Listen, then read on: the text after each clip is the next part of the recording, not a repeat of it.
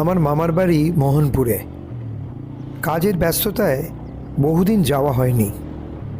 সকালে মা হঠাৎ জানালেন মামার শরীর নাকি একেবারেই ভালো নেই। আজ না গিয়ে উপায় নেই। বিকেল গড়াতেই তাই অনিচ্ছা থাকলেও আমি বেরিয়ে পড়লাম। প্রায় ঘন্টাখানেকের রাস্তা, তবে রাস্তাটা বড়ই নির্জন। মানুষ নিতান্ত প্রয়োজন ছাড়া এ পথ মারায় না। কিন্তু আমি স্কুটি নিয়ে এসেছি, তাই এসব চিন্তা না করে এগিয়ে গেলাম। মোহনপুরের কাছাকাছি পৌঁছতেই দেখতে পেলাম কয়েকজন লোক এক মৃতদেহ নিয়ে শ্মশানের দিকে এগিয়ে যাচ্ছে। মানুষগুলো কেমন যেন চেনা চেনা লাগছে। আরও কিছুটা এগোতেই দেখতে পাই আমার ছোটবেলার বন্ধু অমলকে, সঙ্গে গ্রামের একটি লোক। আরে কাকা, সামনের লোকটিকে কেমন যেন চেনা চেনা লাগছে। রবিন নয় তো? ঠিকই বলেছিস অমল, নরেশবাবুর ভাগ্নে রবিন মনে হচ্ছে। গ্রামে অনেকবার দেখেছি, স্কুটি নিয়ে এসেছিল। কিরে রবিন, তুই এত রাতে কোথায় যাচ্ছিস? আর বলিস না, আজ মা বললেন মামার নাকি খুব শরীর খারাপ, তাই দেখতে যাচ্ছি। তা বলছিলাম, কে মারা গেল তোদের গ্রামে? হারাদন কাকু, তুই চিনিস? শৈশবে আমাদের সাথে অনেক মজার মজার গল্প করতেন। বয়স 80-র উপর ছিল। যাক, এসেই ভালোই করেছিস। হরিধন কাকা, এবার চিনতে পেরেছি। ছোটবেলায় মামার বাড়ি এলেই কাকা আমাদের চকলেট দিতেন, গাছ থেকে পাকা আম পেড়ে দিতেন। যাবি শ্মশান ঘাটে? কাজ শেষ করে তারপর সবাই একসাথে গ্রামে ফিরে যাব।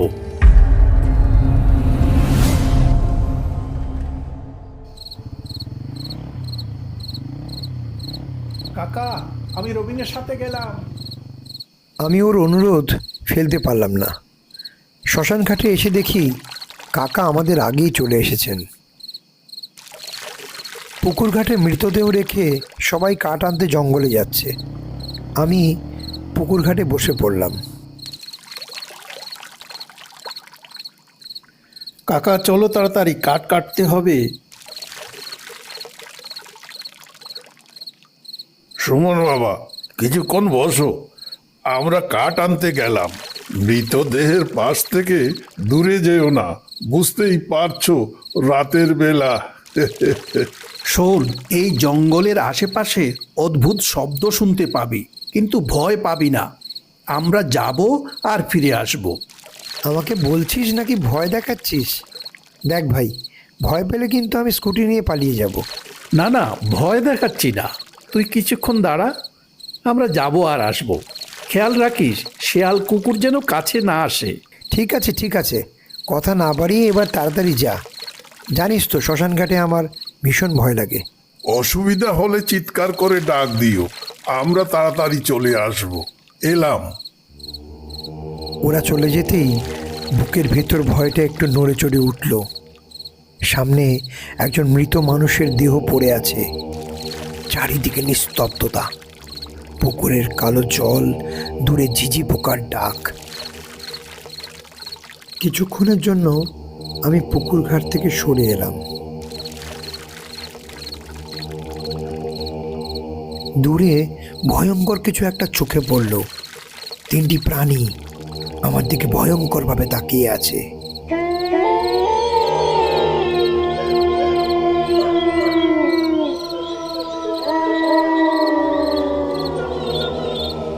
চোখ দিয়ে যেন আগুন বেরোচ্ছে।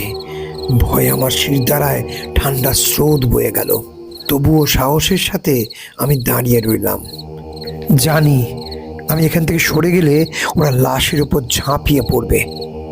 এমন পরিবেশে দাঁড়িয়ে থাকতে হবে আমি স্বপ্নেও ভাবিনি।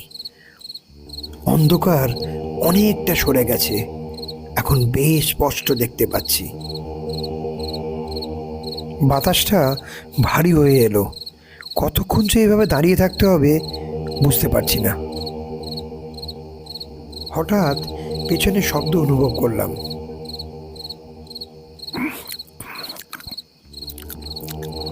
পিছন ফিরে তাকাতেই অবাক হয়ে গেলাম। আসার সময় মা রান্না করা মাংস দিয়েছিলেন মামার জন্য। সাদা কাপড়ে ঢাকা একজন লোক সেই মাংস চিবিয়ে চিবিয়ে খাচ্ছেন। এই যে মশাই, আপনি কোন সাহসে আমার ব্যাগ থেকে চুরি করে মাংস খাচ্ছেন? আপনার তো সাহস কম নয় মশাই।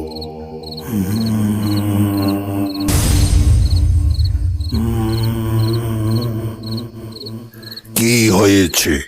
মাংসই তো খাচ্ছি, তোকে তো খাইনি। দেখুন, আপনি যাই বলুন, এটা অন্যায়। পরের জিনিস না বলে কোনোদিন ধরতে নেই। আপনার গলা শুনে মনে হচ্ছে আপনি একজন বয়স্ক লোক। আপনার শোভা পায় না এমন কাজ করার। তুই শুধু শুধু রাগ করছিস রবিন। আমি জানি এটা তোর মায়ের হাতের রান্না। আপনার জন্য আজকে আমাকে বকা খেতে হবে। না না, আপনি একদম ঠিক কাজ করেননি। তুই আমাকে চিনতে পারছিস না, সেই জন্যই তো এত বক বক করছিস। তাহলে দেখ আমি কে।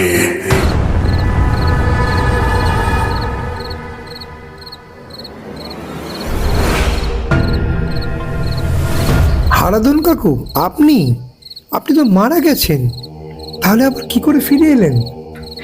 আমি বেঁচে নেই, বুঝলি? আজ ভূত চতুর্দশীর রাত। আজ যে মরে যায় সে ভূত হয়ে যায়। অনেকদিন ইচ্ছে ছিল পাটার মাংস খাবো, হাতের কাছে পেয়ে লোভ সামলাতে পারলাম না। কেন জানি বিশ্বাস হচ্ছে না। এসব গল্প ঠাকুমার কাছে অনেক শুনেছি। কিছুক্ষণ আগে আপনি শুয়েছিলেন, তারপর সাদা কাপড়ে নিজেকে ঢেকে মাংস খেয়ে নিলেন। এখন বলছেন আপনি মানুষ নয়, ভূত। তুই শহরের মানুষ, তাই এসব বিশ্বাস হবে না। তবে মনে রাখিস, আমি কিন্তু সত্যিকারের মানুষ নয়, শুধু একটি ছায়া। শুনেছি প্রেতাত্মারা দেখতে ভয়ঙ্কর হয়। ওরা নাকি যখন খুশি তখন অদৃশ্য হয়ে যায়। ঠিক বলেছিস। তাহলে এবার দেখ।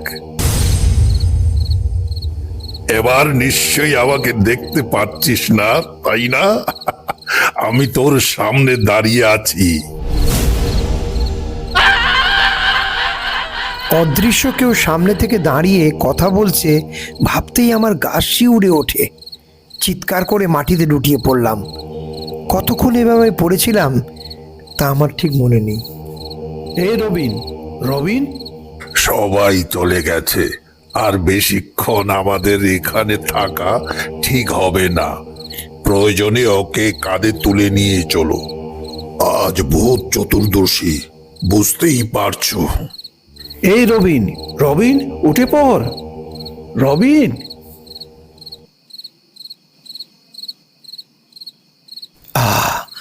আমি এখানে শুয়ে আছি কেন? তোরা আমার দিকে তাকিয়ে কি দেখছিস? অনেকক্ষণ অজ্ঞান অবস্থায় মাটিতে পড়ে আছিস। গ্রামের সবাই কাজ শেষ করে চলে গেছে। এমন কি হয়েছিল অজ্ঞান হয়ে গেলি তুই? নিশ্চয়ই ভয়ের কিছু একটা দেখেছিস। দেখেছি মানে? হারাধন কাকু আমার সামনে এসে দাঁড়ালো। মা মামার জন্য রান্না করা মাংস দিয়েছিল, সেই মাংসটা হারাধন কাকু খেয়ে নিল। তারপর চোখের সামনে অদৃশ্য হয়ে গেল। যা হবার হয়েছে, এবার বাড়ি চল, অনেক রাত হয়ে গেছে। চারিদিক ভয়ঙ্করভাবে নিস্তব্ধ। আমি উঠে দাঁড়ালাম। কাকু অমলকে কিছু একটা বলছিল। আজ দিনটা ভালো নয়, বড় বাজে দিনে হারাধন কাকুর মৃত্যুটা হয়েছে। বাবা অমল, রবিনকে নিয়ে তাড়াতাড়ি আয়, আমি গেলাম। কিরে, দাঁড়িয়ে আছিস কেন? স্কুটিতে বসে পড়। শুনলি না, আজ ভূত চতুর্দশীর রাত। কখন কি থেকে কি হয়ে যায় কে জানে। চল চল। আর ঠিক তখনই দেখতে পেলাম হারাধন কাকু আবার আমার সামনে এসে দাঁড়িয়েছে।